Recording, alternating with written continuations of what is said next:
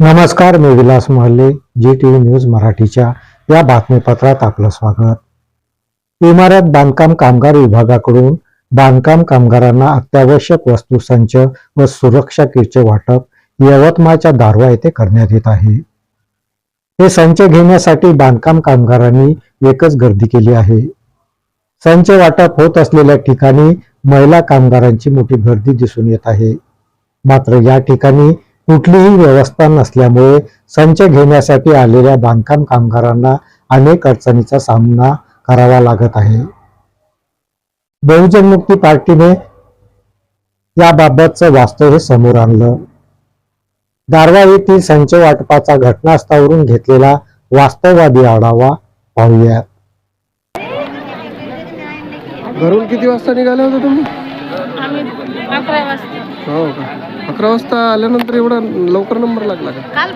काल हो का? काल रात्री असं सांगा ना मग.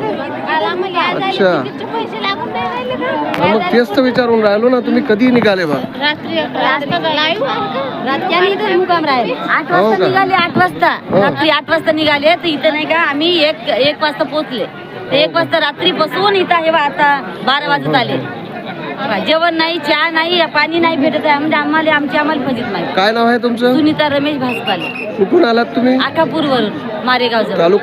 तालुका यवतमाळ.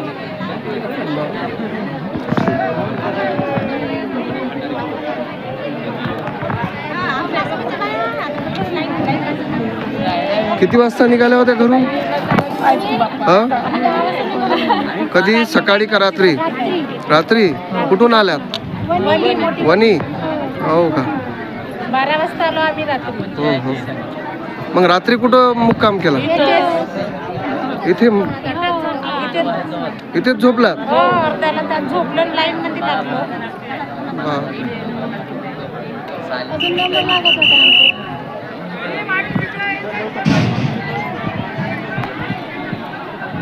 तुम्ही कुठून आले? हो का? रात्रीचे किती वाजता आले? 4 वाजता.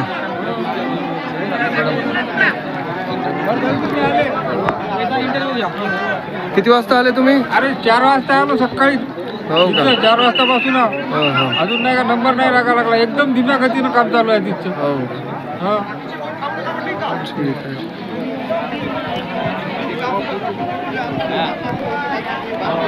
साहेब 2 वाजतापासून आम्ही आहो. किती रात्रीचे? काय हो का? 2 वाजतापासून. कोणत्या तालुक्यातून आले तुम्ही? यवतमाळ जिल्हा. हो का? घाटांची तालुका. अच्छा अच्छा.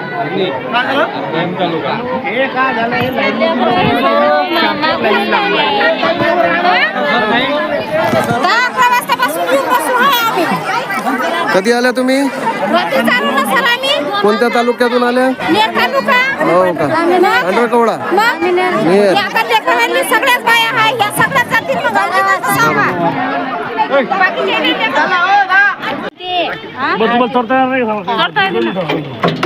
काकू कुठून आल्या तुम्ही?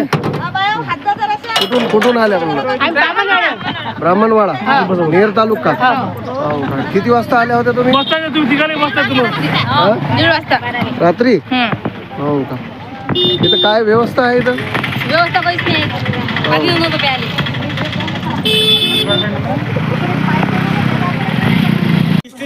तुम्ही कोणत्या तारखेला आले होते इथं?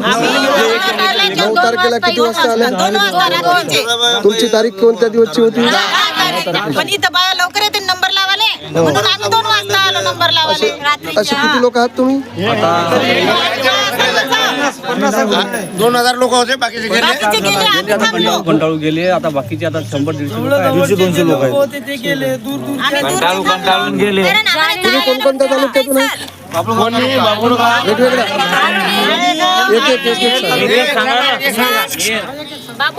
तालुक्यातून आहे. चिखली.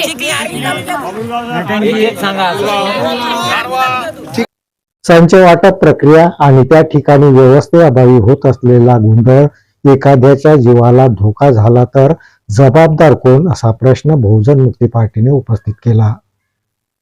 संच वाटप प्रत्येक तालुका स्तरावर करावे अशी आग्रही मागणीही बहुजन मुक्ती पार्टीकडून करण्यात आली आहे. बुधारे बहुजन मुक्ती पार्टी लोकसभा अध्यक्ष यवतमाळ वाशिम तथा प्रभारी दारव्हा विधानसभा मतदारसंघ. मी सध्या उभा आहे.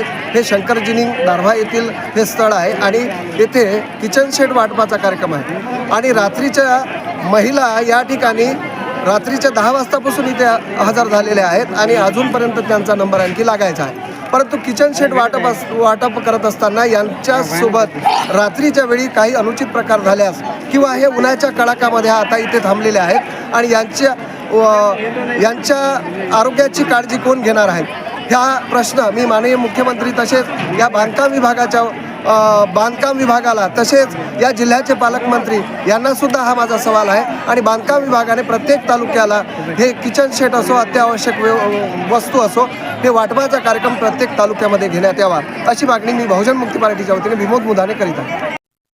या बातमीपत्रात इथेच थांबतो. परत भेटूया नवीन बातमीपत्रात. तोपर्यंत पाहत राहा GTV न्यूज मराठी. नमस्कार.